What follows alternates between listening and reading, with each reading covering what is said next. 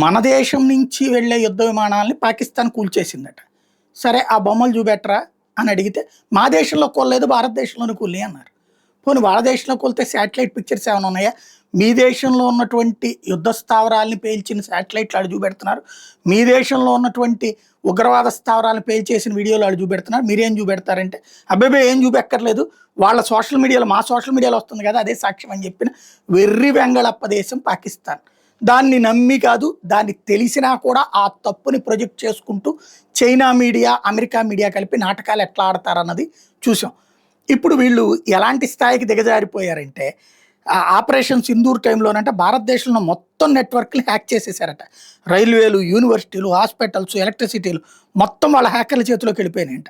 అయినా పాప జాలి తెలిసి ముసలోళ్ళు పిల్లలు ఇబ్బందులు పడుతున్నారని మానవతా దృక్పథంతో ఏమీ చేయకుండా వదిలేశారట. ఇది పాకిస్తాన్ ఎయిర్ కమాండర్ ఖలీద్ చిఫ్తీ అనే ఒక వెర్రి వెధవ వాళ్ళ దేశంలో ఉన్న మీడియాకి ఇచ్చే ఇంటర్వ్యూ వాళ్ళు హైలైట్ చేసుకుంటున్నటువంటిది.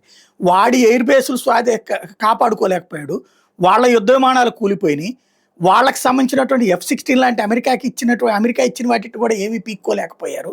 చివరికి వాళ్ళ దేశానికి సంబంధించినటువంటి ఉగ్రవాద శిబిరాల మీద ధ్వంసం చేస్తుంటే ఎయిర్ డిఫెన్స్ సిస్టమ్స్ పనిచేయించుకోవడం చేత కానీ దద్దమ్మ అవాక్స్ లాంటి అత్యద్భుతమైనటువంటి టాలెంటెడ్ టెక్నాలజీ ఉన్నటువంటి నిఘా వ్యవస్థని భారతదేశం కుప్ప కూలుస్తుంటే మూసుకు కూర్చున్న సన్నాసి, అలాగే డ్రోన్ల ద్వారా ఏమీ చేయలేక, యుద్ధ విమానాల ద్వారా ఏమీ చేయలేక కూల్చుకున్నటువంటి విధవ వాడు కూర్చుని ఇలాంటి సొల్లి ఇంటర్వ్యూలు చెప్తా దీన్నే వాళ్ళ ప్రజల్ని, గొర్రెల్లాంటి ప్రజల్ని నమ్మించి మోసం చేస్తున్నారు. అక్కడ గొర్రెలతో భోజనాలు చేస్తూ ఉంటారు కదా, అదే నడిచిపోతుంది అనమాట.